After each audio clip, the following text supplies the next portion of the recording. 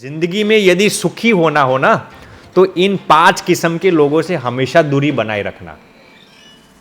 पहला है over expectation वाला इंसान, दूसरा है ओवर परफेक्शन वाला इंसान, तीसरा है ओवर पॉजिटिविटी वाला इंसान, चौथा है ओवर कॉन्फिडेंस वाला इंसान और पांचवा इंसान है ओवर ज्ञान वाला इंसान। आज पूरी दुनिया में लोग ये कहते हैं कि नेगेटिविटी से स्ट्रेस आता है। मैं भी मानता हूँ नेगेटिविटी से स्ट्रेस आता है, लेकिन क्या ओवर पॉजिटिविटी से डिप्रेशन नहीं आता?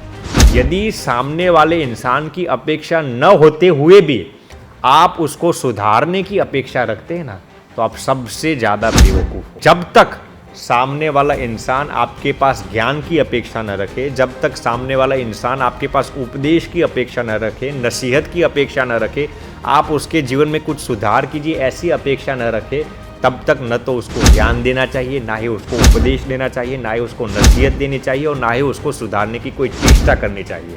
हम हमारे करीब के लोगों को भी इसलिए सुधारना चाहते हैं ताकि हमारा नाम बदनाम ना हो, ना कि उसका भला चाहते हैं। अक्सर सुधारने वाले लोग जिसको सुधारना चाहते हैं ना, उसको इमोशनली ब्लैकमेल करते हैं। नेगेटिविटी ने जितने लोगों की ज़िंदगी बर्बाद नहीं की ना, इतनी ओवर पॉजिटिविटी ने लोगों की ज़िंदगी बर्बाद की। तुम आधी रात को चांद मांग रहे हो, शराब पी के होश मांग रहे हो, शादी के पहले बच्चा मांग रहे हो, व्यभिचार करके इज्जत मांग रहे हो, 80 साल के बूढ़ा होकर 18 साल की लड़की मांग रहे हो, सन्यासी होकर अय्याशी मांग रहे हो। कैसे होगा? बेवकूफ़ कभी भी नेगेटिव लोग नहीं बनते। नेगेटिव लोग हमेशा सोच समझकर कदम रखते हैं, बट जितने भी ये ओवर पॉजिटिव लोग होते हैं ना, सब अंधाधुंध होते हैं। पिछले 3 दशक से जो डिप्रेशन के केस सामने आते हैं ना, पिछले 30 सालों से, इसका एक कारण क्या है? Over positivity. ये ओवर पॉजिटिविटी का दीवानापन आया कहाँ से हो जानते हो? अमेरिका से। अमेरिकन कंपनीज वाले हैं ना, वो बहुत ही शातिर है।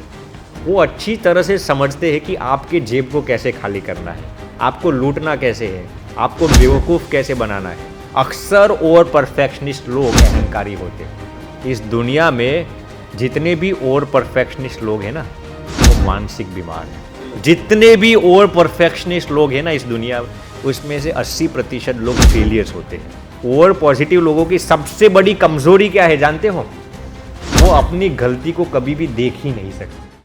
स्वामी जी, हमने आगे बहुत सारे विषय पर चर्चा की। अब हम जानना चाहते हैं और स्ट्रेस और डिप्रेशन के रीज़न क्या है, वो जो लोग फील करते हैं, वो कौन से कारण और रीज़न की वजह से फील करते हैं? आप विस्तृत और डिटेल्स में हमको बताइए। जी फैनल जी, देखिए, डिप्रेशन तब तक अनुभव नहीं होता जब तक इंसान बेबस न हो, जब तक इंसान विवश न हो, जब तक इंसान लाचार न हो। और आपको बेबस, विवश और लाचार बनाता है कौन जानते हो? ओवर एक्सपेक्टेशंस, ओवर अपेक्षाएं। रिसर्च हुआ है कि इस दुनिया में जितने भी लोग ओवर एक्सपेक्टेशंस रखते हैं ना, उसमें से 80% लोग क्रोनिक स्ट्रेस के शिकार होते हैं। ये ओवर एक्सपेक्टेशंस बहुत ही बुरी बला है। यदि आपकी एक्सपेक्टेशंस पूरी हो जाती है तो लोभ बढ़ाती है, और पूरी न हो तो डिप्रेशन में डाल देती है। इसलिए आपने जो प्रश्न पूछा, स्ट्रेस का सबसे पहला कारण है ओवर एक्सपेक्टेशंस। अब इस पर मैं आपने शायद पढ़ा होगा, स्टीवन कवी ने एक बहुत ही शानदार किताब लिखी है जिसका नाम है the 7 habits of highly effective people. इस बुक के अंदर उन्होंने एक कॉन्सेप्ट को कंसेप्चुअलाइज किया है जिसका नाम है इमोशनल बैंक अकाउंट। तो जैसे कि हमारा हर एक इंसान का फाइनेंशियल बैंक अकाउंट होता है, जैसे कि आपका बैंक अकाउंट होगा, उसमें फाइनल बैलेंस क्या होगा? Deposits minus withdrawals equals 0 final bank balance. अब मान लीजिए कि कोई इंसान ने आपके पास 1 लाख रुपया मांगा आपके पास, लेकिन आपके पास बैलेंस होगा 50,000 रुपये का ही, तो आप कितने का चेक लिख पाएंगे उसको? जितना बैलेंस होगा उतना ही, 50,000 का ही, क्योंकि आपके पास बैलेंस है 50,000 का, उसने मांगा 1 लाख, आप लिख पाएंगे। यदि आप 1 लाख का चेक उसको लिखेंगे तो वो चेक बाउंस होगा, क्योंकि आपके पास इतना बैलेंस ही नहीं है। वैसे ही ये इमोशनल बैंक बैलेंस भी ऐसा ही है। जितना उनके सामने वाले के पास रहता है उससे ज़्यादा हम एक्सपेक्टेशन रखते हैं कि हम उससे ज़्यादा मिल पाएंगे और ज़्यादा चाहिए, उसकी वजह से डिप्रेशन कुछ जी हो सकता है। जी, अब मैं आपको समझाता हूँ ये कैसे होता है। देखिए, हर एक इंसान के हृदय में हमारे खुद का एक बैंक बैलेंस होता है। आप इस दुनिया में जितने भी लोगों को पहचानते हैं ना, जितने भी लोग आपकी शिनाख्त में है ना, सबके अंदर आपका एक बैंक बैलेंस होगा। जैसे कि आपकी ये पूरी टीम है, उनके हृदय में आपका एक बैंक बैलेंस होगा। अब इमोशनल बैंक बैलेंस कैसे चलता है? वो भी deposits minus withdrawals equals your emotional bank balance. अब डिपॉजिट्स कैसे होता है? मान लीजिए कि आपके हृदय में मेरा एक इमोशनल बैंक अकाउंट है। अब डिपॉजिट्स आपके हृदय में क्या होगी मेरी? मैंने आपके साथ कोई अच्छा व्यवहार किया, मैंने आपकी कोई मदद की, आपकी सहायता की, मैंने आपके साथ कुछ भी गलत बर्ताव नहीं किया, आपको रिस्पेक्ट करता हूँ, आपको सहिष्णुता आपके साथ रखता हूँ, आपके साथ गुस्सा नहीं करता, ये सब मेरी डिपॉजिट्स हो गई आपके बैंक बैलेंस में। विड्रॉवल्स क्या हुआ? मैंने आपके साथ कुछ गलत किया, आपके साथ कुछ चीटिंग की, आपके साथ गुस्सा कर डाला, आपके साथ धीरज नहीं रखी, वो सब विड्रॉवल्स हुआ। ये हर एक के हृदय में हमारा बैंक बैलेंस होता है। जैसे पति के हृदय में पत्नी का, पत्नी के हृदय में पति का, बच्चों के हृदय में माँ बाप का, टीचर्स के हृदय में स्टूडेंट्स के हृदय में टीचर, गुरु के हृदय में शिष्यों का, शिष्यों के हृदय में गुरु का, लीडर्स, फॉलोअर्स, गर्लफ्रेंड, बॉयफ्रेंड, दो मित्रों के बीच, सबके हृदय में हमारा एक इमोशनल बैंक बैलेंस होता है। और वो फाइनल बैलेंस क्या होता है? Deposits minus withdrawals equals final emotional bank balance. अब ये स्टीवन कवि ने ऐसा शब्द दिया है, इमोशनल बैंक बैलेंस। हम इसको शुद्ध भाषा में कहें तो इसको हम कहते हैं प्रसन्नता। आप मेरा इतना ही मानोगे जितना आपके हृदय में मेरा बैंक बैलेंस होगा। आप मेरा इतना ही मानोगे जितना आपके हृदय में मेरी प्रति प्रसन्नता होगी, जिसको हम आशीर्वाद भी कह सकते हैं। अब मान लीजिए कि एक पति ने अपनी पत्नी को ऐसा कहा कि तू मेरा इतना काम कर दे। पत्नी अपने पति का इतना ही आदर करेगी या इतना ही उसकी बात मानेगी जिसके पत्नी के हृदय में पति का बैंक बैलेंस होगा, इमोशनल बैंक बैलेंस।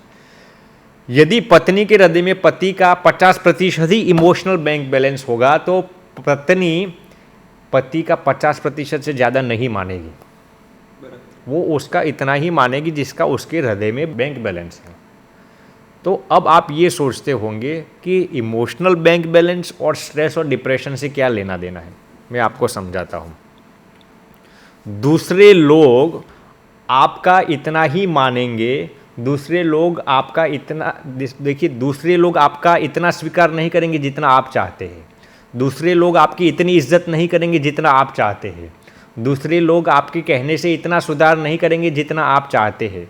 दूसरे लोग आपकी अपेक्षा इतनी पूरी नहीं करेंगे जितना आप चाहते हैं, बल्कि दूसरे लोग आपकी एक्सपेक्टेशंस इतनी ही पूरी करेंगे, आपका स्वीकार इतना ही करेंगे, आपकी इज्जत इतनी ही करेंगे, आपकी कदर इतनी ही करेंगे, आपके कहने से सुधार इतना ही करेंगे जितना उनके हृदय में आपका बैंक बैलेंस होगा।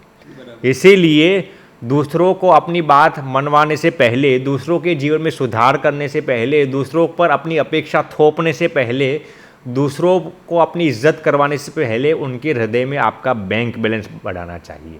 यदि उनके हृदय में आप बैंक बैलेंस नहीं बढ़ाएंगे और सीधे उनके पास अपेक्षाएं रखेंगे ना, तो एक दिन आप स्ट्रेस और डिप्रेशन के शिकार हो जाएंगे। सही बात है। ये बात समझना बहुत बहुत ही महत्वपूर्ण है। देखिए, इस दुनिया में सबसे गलत और बेबुनियादी ओवर एक्सपेक्टेशन क्या है जानते हो? हम दूसरे के पास जो अपेक्षा रखते हैं ना कि मैं जैसा हो वैसा आप मुझे स्वीकार कर लीजिए। ये स्ट्रेस का बहुत ही बड़ा कारण है। जानते हो क्यों? क्योंकि दूसरे लोग हमारा कितना स्वीकार करना चाहते हैं या नहीं, वो हमारे कंट्रोल की बात नहीं है, वो उनके कंट्रोल की बात है।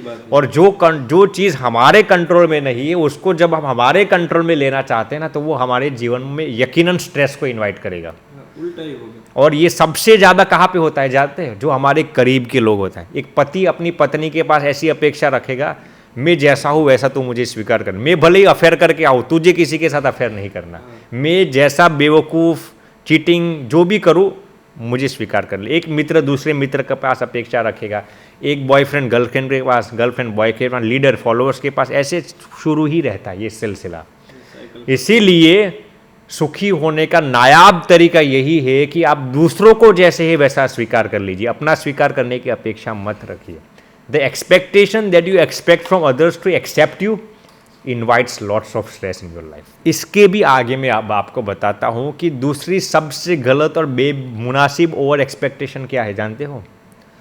हम दूसरों को जो सुधारने की जो अपेक्षा रखते हैं ना, वो बहुत ही बेबुनियादी ओवर एक्सपेक्टेशन है। इसलिए जब तक सामने वाला इंसान आपके पास ज्ञान की अपेक्षा न रखे, जब तक सामने वाला इंसान आपके पास उपदेश की अपेक्षा न रखे, नसीहत की अपेक्षा न रखे, आप उसके जीवन में कुछ सुधार कीजिए ऐसी अपेक्षा न रखे, तब तक न तो उसको ज्ञान देना चाहिए, ना ही उसको उपदेश देना चाहिए, ना ही उसको नसीहत देनी चाहिए, और ना ही उसको सुधारने की कोई चेष्टा करनी चाहिए। फिर सामने वाला इंसान आपका मित्र ही क्यों न हो, आपका स्पाउस ही क्यों न हो, पति पत्नी ही आप क्यों न हो, अरे आपका शिष्य ही क्यों न हो, फिर भी यदि सामने वाले इंसान की अपेक्षा न होते हुए भी आप उसको सुधारने की अपेक्षा रखते हैं ना, तो आप सबसे ज़्यादा बेवकूफ़ हो। बराबर। और हम सामने वाले इंसान को क्यों सुधारना चाहते हो जानते हो? इसके 3 प्रमुख कारण हैं। पहला है हमारा ईगो। जब सामने वाला इंसान हमसे छोटा होता है और जब वो हमें हमारी गलती दिखाता है ना, तो हम उस पर इतने आक्रामक हो जाते हैं, भैया तू कौन है मुझे मेरी गलती दिखाने वाला। हम उसको सामने उसको 100 गलती उसकी दिखा देते हैं, डांटने लगते हैं, और उसने जो हमें हमारी गलती दिखाई ना, उसको हम अपराध मानते हैं। फिर हम हमारा अपमान का बदला लेने के लिए सामने वालों को झुकाने में, उसको बेइज्जती करने में और उसकी गलती दिखाने में हमारा पूरा समय झोंक देते हैं। और ऊपर से हम क्या कहते हैं जानते हो? मुझे आपसे सच्चा प्रेम है, मैं आपका भला करना चाहता हूँ, इसलिए आपको सुधारना चाहता हूँ। ये गलत बात है। अक्सर दुनिया में जितने भी लोग हैं ना, वो सामने वालों को क्यों सुधारना चाहते हो जानते हो? या तो अपने अपमान का बदला लेने के लिए, या तो अपना प्रतिशोध का बदला लेने के लिए, या फिर सामने वाले के साथ उसकी ईर्ष्या ही इसलिए उसको सुधारना चाहते हैं, या फिर सामने वाले को झुकाने के लिए और हीन दिखाने के लिए। बहुत ही सूक्ष्म बात है। सामने वाले को सुधारने का कारण अक्सर हमारा अहंकार ही होता है। और हम सामने वाले जिसको सुधारना चाहते हैं ना, उसको हम ऐसा दिखाते हैं, भैया मैं आपको सुधार कर आप पर बड़ा एहसान करता हूँ। इसको नार्सिसिज्म नहीं कहेंगे तो क्या कहेंगे? यही तो अहंकार है। सही बात है। दूसरा कारण हम जो दूसरों को सुधारना चाहते हैं ना, उसका दूसरा कारण है हमारा स्वार्थ। आप गौर से देखना, हम सबसे ज़्यादा किसको सुधारना चाहते हैं जानते हो? जो सबसे ज़्यादा हमारे करीब के लोग होते हैं ना, उनको हम सुधारना चाहते हैं। कुछ बेनिफिट मिल सकता है उनके पास। जानते हो क्यों? क्योंकि यदि वो गलती करेंगे तो भैया नाम किसका आएगा? हमारा ही। किसकी कीर्ति पर कलंक लगेगा? हमारी ही कीर्ति पर कलंक लगे ना। हम हमारे करीब के लोगों को भी इसलिए सुधारना चाहते हैं ताकि हमारा नाम बदनाम ना हो, ना कि उसका भला चाहते हैं। देखिए, ये मेरा स्टेटमेंट ज़रूर एक्सट्रीम है, लेकिन यथार्थ भी है। आप देखेंगे अक्सर माँ बाप बच्चों को क्यों सुधारना चाहते हैं जानते हो? रिसर्च में ये प्रूव हुआ है कि माँ बाप के कहने से बच्चे क्यों सुधारते नहीं, क्यों अपने जीवन में सुधार नहीं करते जानते हो? क्योंकि माँ बाप का उसमें स्वार्थ होता है। क्या स्वार्थ होता है? मेरा बच्चा यदि गलती करेगा तो नाम किसका आएगा? मेरा आएगा। माँ बाप अक्सर, मैं सभी माँ बाप की बात नहीं करता, अक्सर माँ बाप इसीलिए ही बच्चों को सुधारना चाहते हैं ताकि उनका नाम बदनाम न हो। और जब आपकी इंटेंशन में ही स्वार्थ है ना, तो वो बच्चा के अंदर कोई भी सुधार नहीं आएगा। ये साइकोलॉजिकली प्रूव बात है। आपके बच्चा भले ही 8-10 साल का हो, लेकिन उसको ये आपका स्वार्थ महसूस हो जाता है, इसलिए उसके अंदर सुधार नहीं होता। इसलिए हमारे दूसरे लोगों का सुधारने का दूसरा कारण है स्वार्थ। पहला है ईगो, दूसरा है स्वार्थ। हम दूसरों को जो सुधारना चाहते हैं ना, उसका तीसरा और महत्वपूर्ण कारण है निस्वार्थता। हम उस इंसान को सच्चा प्रेम करते हैं। जब भी हम सामने वाले इंसान को बिना स्वार्थ और अहंकार, महज उसकी भलाई के लिए सुधारना चाहते हैं ना, तब उसके जीवन में बहुत ही तब्दीली आती है। आप उसको उपदेश नहीं देंगे ना, नसीहत नहीं देंगे ना, फिर भी वो आपके जीवन से चारित्र से सीख जाएगा। आप जितना उसको डांटेंगे ना, वो और भी आपका करीब आएगा, क्योंकि आपकी इंटेंशन में निस्वार्थता है। बस शर्त इतनी है कि आपका इंटेंशन निस्वार्थ होना चाहिए।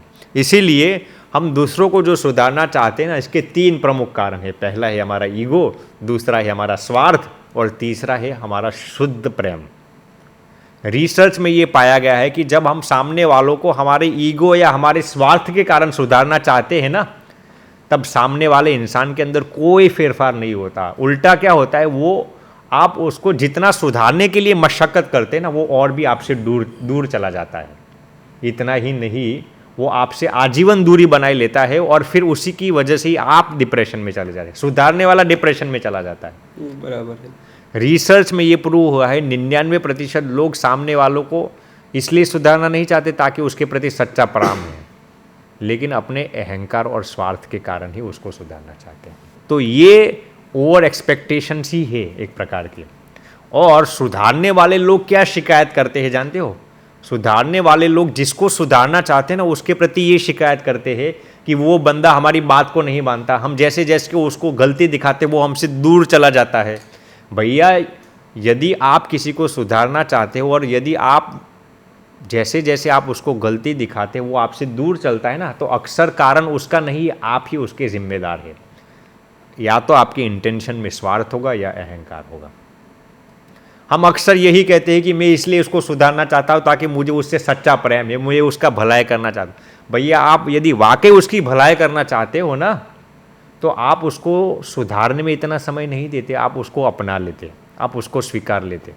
आप उसको स्वीकार नहीं करना चाहते ना, यही बताता है कि आपका स्वार्थ है। जब भी हम सामने वाले इंसान को, जब सामने वाले इंसान ने किसी भी किस्म की गलती की हो ना, तब जब हम उसको सुधारने की जगह स्वीकार लेते हैं ना, अपना लेते हैं ना, तो उस इंसान के जीवन में इनकलाबी तब्दीली आती है। जब सामने वाले इंसान को ये एहसास होता है ना कि इस इंसान ने मेरी गलती थी फिर भी मुझे सुधारने की जगह मुझे अपना लिया, मुझे स्वीकार लिया, तब वो सामने वाला इंसान आजीवन आपका मुरीद हो जाता है। जो फेरफार वो आप उनके अंदर जो फेरफार करने के लिए सालों से मेहनत करते होंगे ना, वो फेरफार उसके जीवन में बहुत ही कम समय में आ जाएगा। ये है स्वीकारने की शक्ति, स्वीकारने का चमत्कार। अब इससे भी आगे मैं आपको एक बात बताता हूँ। अक्सर सुधारने वाले लोग जिसको सुधारना चाहते हैं ना, उसको इमोशनली ब्लैकमेल करते हैं। कैसे, मैं आपको बताता हूँ। मान लीजिए कि मैं आपको सुधारना चाहता हूँ, तो मैं क्या करूँगा, आपके करीब के जितने भी लोग होंगे, यहाँ पर आपकी जो टीम बैठी है ना, उनको मैं मिलूँगा और मैं कहूँगा, भैया फैनिल जी को मैं इसलिए सुधारना चाहता हूँ क्योंकि मुझे उनके प्रति सच्चा प्रेम है, मेरा कोई स्वार्थ नहीं है।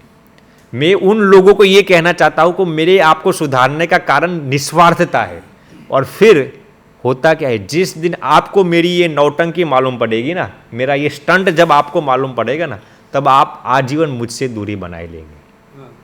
यही कारण है। इसलिए सुधारने वाला जिसको सुधारना चाहते हैं ना, उसको कभी भी इमोशनली ब्लैकमेल नहीं करना चाहिए। बहुत ही सूक्ष्म बात है, अक्सर लोगों को ये बात समझ में ही नहीं आती।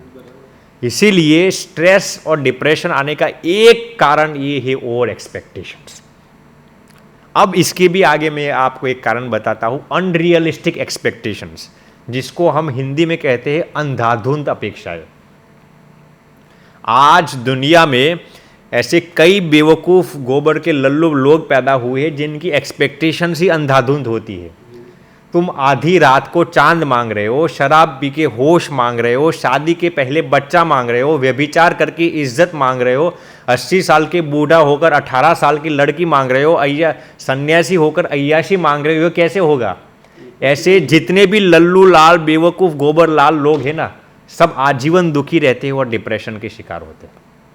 जो पॉसिबल नहीं है वही हम चीज़ मांगते हैं, तो कहाँ से होगा? कहाँ से मिलेगी? शक्य ही नहीं है। शक्य ही नहीं है। तो ये डिप्रेशन और स्ट्रेस का एक कारण है ओवर एक्सपेक्टेशंस। अब मैं आपको इसके भी आगे बताता हूँ। दूसरा कारण है ओवर परफेक्शनिस्ट लोग, जितने भी लोग होते हैं ना, वो सब स्ट्रेस और डिप्रेशन के शिकार होते हैं। ओवर परफेक्शनिस्ट यानी कि देखिए, परफेक्शन चीज़ अच्छी है, लेकिन वही परफेक्शन की मात्रा जब बढ़ जाती है ना, तो वो आपके जीवन में स्ट्रेस और डिप्रेशन को इन्वाइट करता है। Over perfectionism. देखिए, ये दुनिया भी इम्परफेक्ट है और दुनिया में रहने वाले लोग भी इम्परफेक्ट हैं, और भगवान ने ही इस दुनिया को ऐसी बनाई है।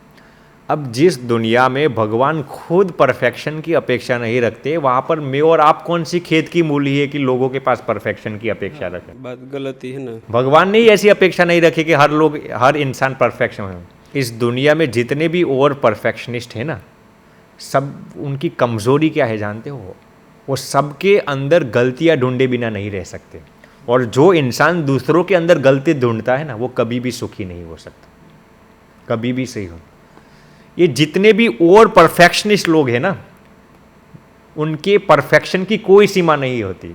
वो उनके करीब के लोगों के पास पे तो परफेक्शन की अपेक्षा रखते हैं, लेकिन जिन लोगों से उनका कोई ताल्लुक नहीं हुए ना, वहां पर भी परफेक्शन थोप देंगे। एक बड़े ओवर परफेक्शनिस्ट थे। अब वो उनकी बीवी के पास तो परफेक्शन की अपेक्षा रखते ही थे, लेकिन उनकी पड़ोसी की जो बीवी थी ना, उनको भी नहीं छोड़ते थे। तो एक दिन उनका ये पड़ोसी इस लल्लू लाल के पास आता है और कहता है, क्या मेरी बीवी ने तेरी बीवी के साथ शादी की है? क्या मेरी बीवी ने तेरे साथ शादी की है? मेरी बीवी क्या तेरी बीवी है?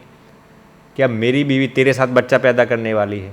मेरी बीवी तेरा टांग दामने वाली है, तेरा सिर दामने वाली है? आइंदा मेरी बीवी के पास ऐसी ओवर परफेक्शन की अपेक्षा रखी ना, तो तेरी धजिया उड़ा दूंगा। उस दिन से उस ओवर परफेक्शनिस्ट की खुद की बीवी को भी शांति हो गया। एक तीर से दो निशान। एक तीर से दो निशाना। हाँ, वो बात भी सही है। हम किसी के पास ओवर एक्सपेक्टेशन रखते हैं तो कहीं ना कहीं हमको भी तकलीफ होती है, हमको भी दिक्कत आती है और सामने वाले को भी दिक्कत रहती है। वो हमेशा बात सही है, थी और रहेगी भी। जी, आगे हम बात करेंगे क्या और कौन से रीज़न है इसमें। देखिए, इसमें ओवर परफेक्शन में मैं आपको बताता हूँ। हम क्या सोचते हैं जानते हो? जितने भी लोग ओवर परफेक्शनिस्ट हैं ना, सब सक्सेसफुल होंगे। हम ऐसा सोचते हैं कि ओवर परफेक्शनिस्ट लोग हमेशा सक्सेसफुल होते। ऐसा नहीं है। जितने भी ओवर परफेक्शनिस्ट लोग हैं ना इस दुनिया, उसमें से 80% लोग फेलियर्स होते हैं। जानते हो क्यों? क्योंकि जितने भी ओवर परफेक्शनिस्ट लोग होते हैं ना, वो सबसे ज़्यादा डरपोक होते हैं। सही बात है। वो कुछ नया करने के लिए भी कंस्ट्रक्टिव रिस्क नहीं ले सकते। वो कुछ नया करने से पहले क्रिएटिविटी के नाम पर इतना नेगेटिव सोच लेते हैं कि वही नेगेटिविटी उनकी क्रिएटिविटी को ख़त्म कर देता है। इसीलिए ओवर परफेक्शनिस्ट लोग अक्सर अनसक्सेसफुल ही होते हैं। इससे भी आगे मैं आपको एक बात बताता हूँ कि जितने भी ओवर परफेक्शनिस्ट लोग हैं ना, सब कंट्रोल फ्रीक होते हैं। कंट्रोल फ्रीक यानी कि जो उनके कंट्रोल में नहीं है, ऐसे व्यक्ति या चीज़ को भी अपने कंट्रोल में लेना चाहते हैं। अक्सर ओवर परफेक्शनिस्ट लोग अहंकारी होते हैं। अक्सर ओवर परफेक्शनिस्ट लोग इसीलिए ही ओवर परफेक्शनिस्ट होते हैं क्योंकि वो अपनी वैल्यू दूसरों को प्रूव करना चाहते हैं। इस दुनिया में जितने भी ओवर परफेक्शनिस्ट लोग हैं ना, वो मानसिक बीमार हैं। अब वर्ल्ड हेल्थ ऑर्गेनाइजेशन ने भी ओवर परफेक्शनिज्म को ऑफिशियली मानसिक बीमारी के रूप में घोषित कर दिया है। Over perfectionism is considered as a psychological disorder. उनके पास ट्रॉफीज जरूर होती है, इनाम ज़रूर होते हैं, लेकिन डायबिटीज़ और बीपी भी होती है। इसलिए डिप्रेशन आने का दूसरा कारण ये है कि ओवर परफेक्शनिज्म। तीसरा कारण मैं आपको बताता हूँ, ओवर पॉजिटिविटी। Over positivity. आज पूरी दुनिया में लोग ये कहते हैं कि नेगेटिविटी से स्ट्रेस आता है। मैं भी मानता हूँ नेगेटिविटी से स्ट्रेस आता है, लेकिन क्या ओवर पॉजिटिविटी से डिप्रेशन नहीं आता? ओवर पॉजिटिविटी भी इतना ही खराब है जितनी नेगेटिविटी खराब है। आज पूरी दुनिया में एक ट्रेंड चल रहा है। कौन सा ट्रेंड? पॉजिटिव थिंकिंग का। दुनिया भर के स्पीकर्स, दुनिया भर के इन्फ्लुएंशियल स्पीकर्स पॉजिटिव थिंकिंग से क्या बेनिफिट होता है उसकी बातें करते हैं, लेकिन वही पॉजिटिविटी यदि अपनी सीमा का उल्लंघन करके हद बार चला जाए तो वही पॉजिटिविटी आपके जीवन में डिप्रेशन ला सकता है।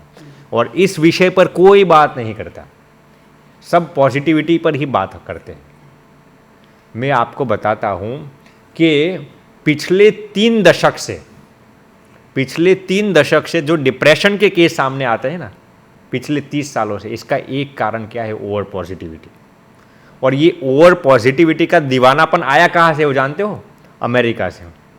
ये अमेरिका वालों ने लोगों के जीवन में से सच्चाई और यथार्थता को निकाल दिया है।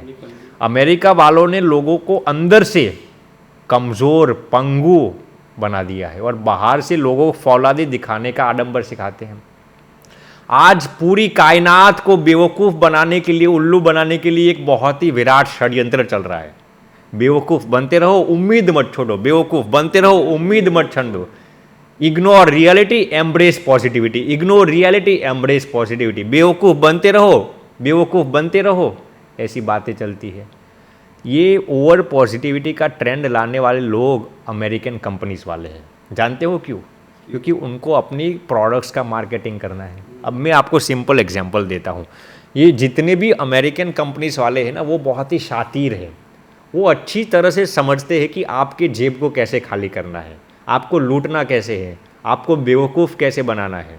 अमेरिकन कंपनीज वाले अच्छी तरह से जानते हैं। देखिए, अमेरिकन कंपनीज वाले अच्छी तरह से जानते हैं कि बेवकूफ़ कभी भी नेगेटिव लोग नहीं बनते।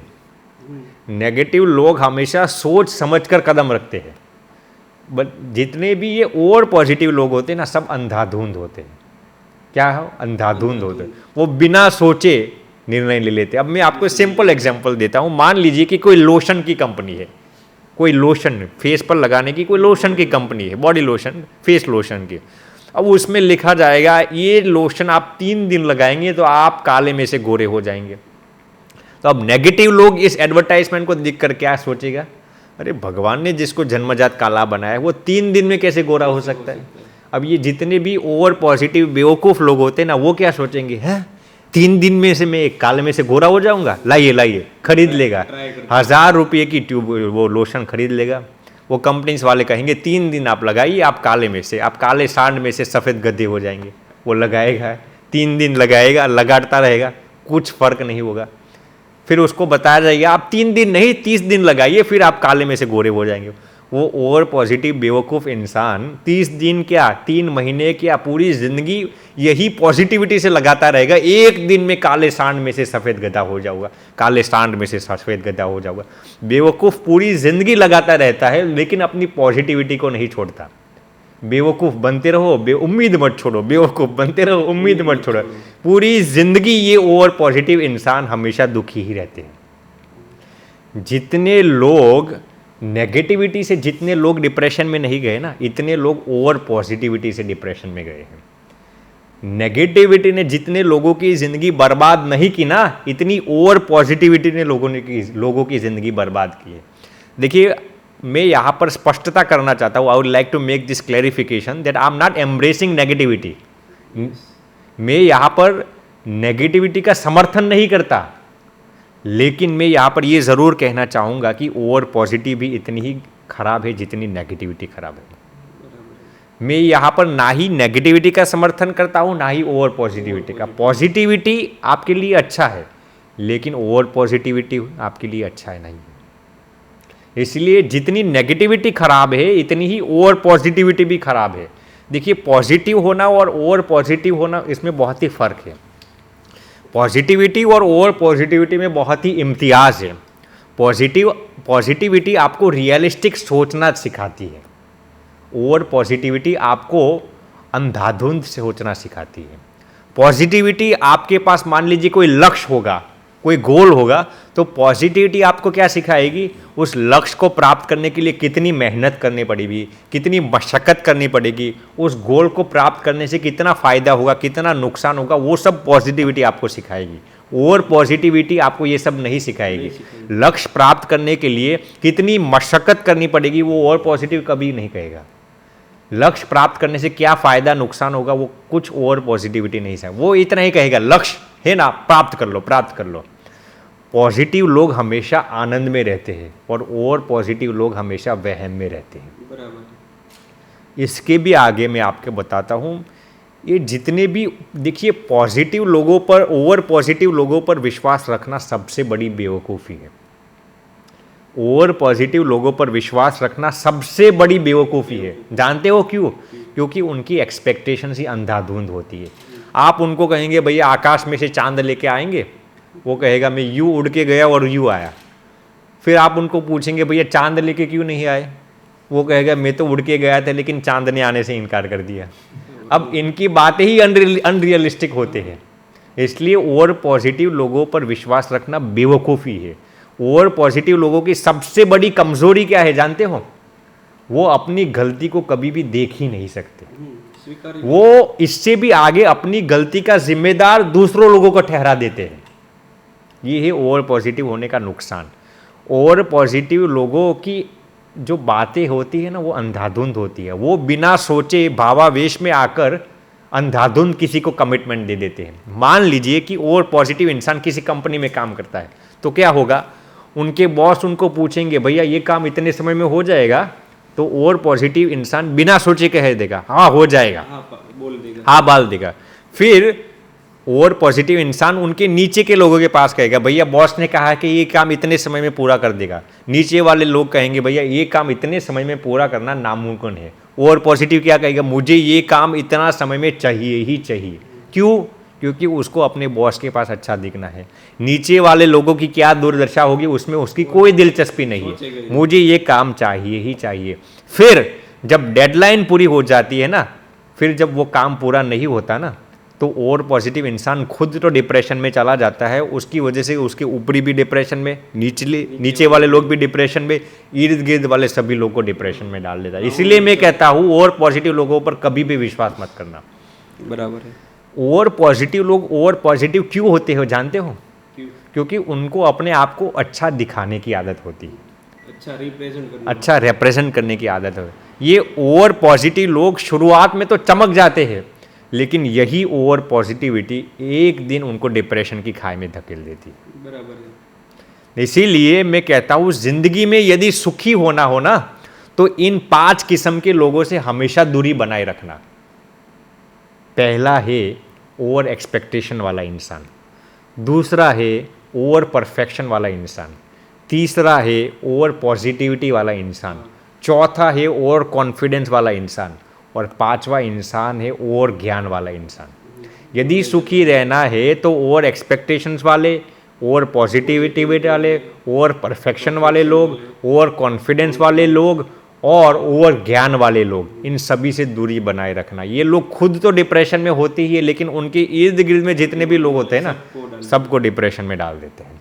इसीलिए स्ट्रेस के ये 3 कारण हैं हमने जो चर्चा की। पहला हमने चर्चा की ओवर एक्सपेक्टेशंस पर, दूसरा ओवर परफेक्शनिज्म पर, और तीसरा ओवर पॉजिटिविटी पर।